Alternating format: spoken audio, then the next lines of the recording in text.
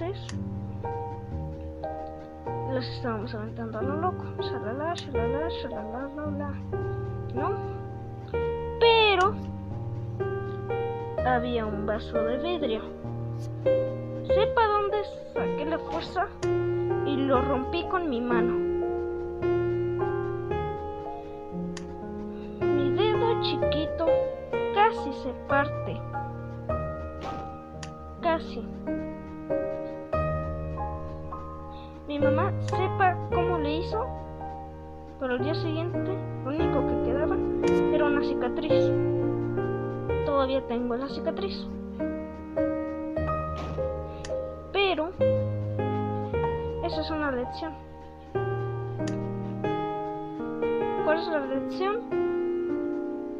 No sé, pero lección aprendida, ¿no?